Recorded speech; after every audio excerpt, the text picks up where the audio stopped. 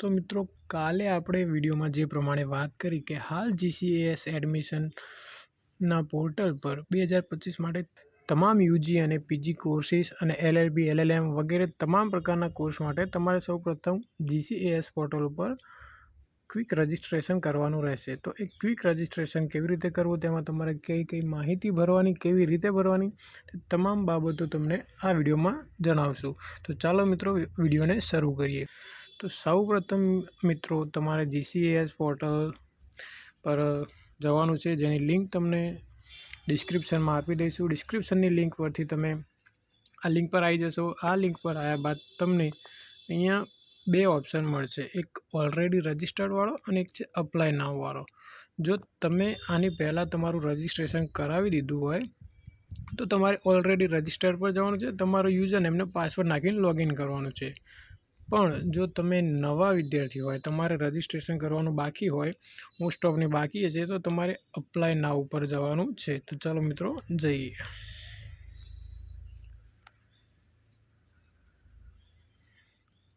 Apply online પર click કર્યા બાદ તમારી સામે કંઈક આવું ઇન્ટરફેસ આવશે।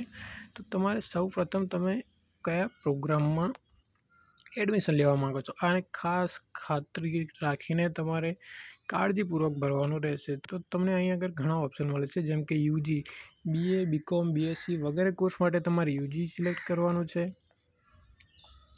MA, MCom, MSc એ બધા માટે તમારે પીજી સિલેક્ટ કરવાનું છે।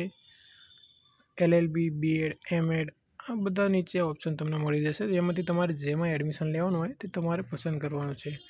ત્યારબાદ જો તમારી જોડે ABC ID કે અપાર ID હોય તો ડિટેલ નાખવાની છે, ના હોય તો કોઈ વાંધો નહીં મિત્રો। આ વસ્તુ કમ્પલસરી નથી, આ તમારી જોડે હોય તો જ તમારે નાખવાનું છે। ઓકે મિત્રો, ત્યારબાદ તમારે ખાસ અહીંયા નામ ભરવામાં ધ્યાન રાખવાની છે। નામ તમારું જે 10મા 12માની માર્કશીટમાં જે પ્રમાણે હોય, સરનેમ આગળ હોય તો સરનેમ આગળ, સરનેમ પાછળ હોય તો પાછળ, એ રીતે પૂરું નામ લખવાનું છે કેપિટલ લેટરમાં, સ્પેલિંગ મિસ્ટેક કર્યા વગર। તો મિત્રો અહીંયા તમારું નામ લખવાનું રહેશે। નામ લખી દીધા બાદ તમારે તમારી કેટેગરી પસંદ કરવાની છે। કેટેગરીમાં general, SC, ST, OBC, EWS। તો જો તમે જનરલમાં હોય તો તમારે જનરલમાં સિલેક્ટ કરવાનું છે। ત્યારબાદ જેન્ડર તમે મેલ કે ફિમેલ અહીંયા આગળ પસંદ કરી શકો છો। મેલ ફિમેલ ટિક કર્યા બાદ તમારી જન્મ તારીખ ધારો કે DDMMYY ફોર્મેટમાં તમારે નાખવાની છે। ધારો કે તમારી જન્મ તારીખ 1/6/2002 છે તો તમારે 01/06/2002 લખવાનું છે મિત્રો। ત્યારબાદ તમારે અહીંયા આગળ એક ક્લિક કરવાનું આવશે। આ એવું લખેલું છે કે તમે સરકારને સંમતિ આપો છો કે હવે પછીની કોઈ એજ્યુકેશન રિલેટેડ માહિતી હોય તો એ તમને ઈમેલ અથવા મોબાઈલ નંબર દ્વારા મળશે। તો મિત્રો આમાં ક્લિક કરી દેવાનું છે, કંઈ ક્લિક કરી શકો છો તમે, કંઈ ખરાબ વસ્તુ નથી। ત્યારબાદ તમારે ખાસ કરીને તમારી જે ચાલુ ઈમેલ ID હોય તે અહીંયા આગળ એન્ટર કરવાની છે, અને મોબાઈલ નંબર ખાસ કરીને મિત્રો આમાં ધ્યાન રાખજો, કારણ કે તમે જે તમારી ઈમેલ ID અને મોબાઈલ નંબર નાખશો, સંપૂર્ણ એડમિશન પ્રોસેસમાં તમારો આ જ ઈમેલ ID અને આ જ મોબાઈલ નંબર કામમાં લાગશે। તો સારી રીતે ધ્યાન રાખીને મોબાઈલ નંબર અને ઈમેલ ID લખજો। તેના પર OTP આવશે, તમે મોબાઈલ નંબર લખીને ગેટ OTP પર આગળ સાચો મોબાઈલ નંબર અને ઈમેલ ID લખીને અહીંયા આગળ ગેટ OTP ઉપર ક્લિક કરજો। પછી તમારા બંને ઈમેલનો OTP અને મોબાઈલ નંબરનો OTP બંને અલગ અલગ OTP આવશે।